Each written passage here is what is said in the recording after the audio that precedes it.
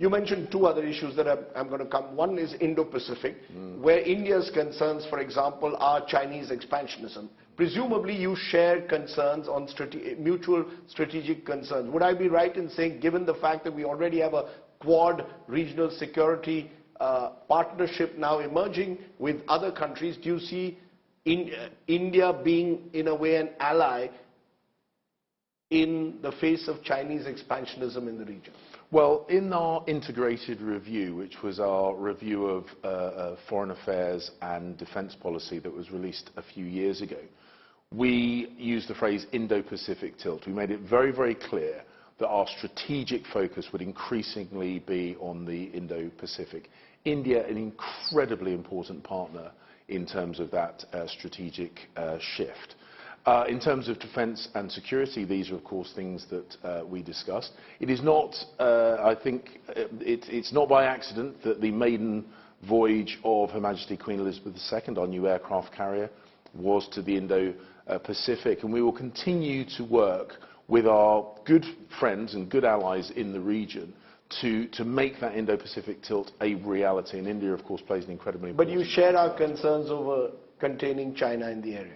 Well, our strategic document has said that we have very, very serious concerns about some of China's activity, particularly within its own borders for the Uyghur minority in Xinjiang, how it's treated Hong Kong, and some of the assurances that we received about the treatment of Hong Kong that have not been forthcoming from China, and its activities in the South China Sea, for example. So these are things that we're looking at very, very closely. You've been here in India to attend the Counter-Terror Centre meeting. Foreign Minister Dr. Jaishankar expressed India's concerns over cross-border terror, put out evidence in Mumbai over Pakistani involvement in 26/11, where British nationals also died. Is there a concern, do you share our concern that the perpetrators have still not been fully acted against, prosecuted by Pakistan? Well, look, this conference was about terrorism in its broadest form. It was very much focused on some of the future drivers of terrorism, and we spoke about terrorist financing and the use of new financial technologies to facilitate the financing of terrorism, the use of technology, digital technology, drone technology. So the conference was about countering terrorism in its wider sense. Obviously, the UK has been the target of terrorist activity over many, many decades, so this is something we feel very strongly about, and we condemn terrorism in all its forms and in all its locations. Let me turn to Ukraine, which is, really, in a sense, the major global concern at the moment. The Boris Johnson administration was very tough in its stand on Ukraine. India is also very clear the war must end. What is the end game that you see? What is going to be the approach of the Sunak administration on Ukraine?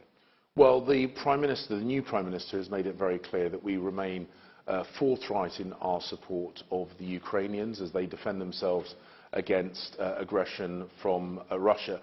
Both in the UK and in India, both our Prime Minister have said how important it is to defend the UN Charter, to defend territorial integrity, to defend the rule of law. Ultimately, we want to see peace brought to Ukraine, but we need to make sure it's a peace that works for the Ukrainians and doesn't reward the aggression that we've seen from Moscow. But do you fear a long, protracted war at the moment with the use of the kind of weapons that threaten global security?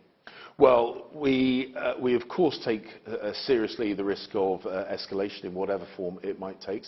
We want this war to come to a conclusion, but it is incredibly important that we don't rush to a superficial agreement that doesn't work for the people of Ukraine. It absolutely has to be clear.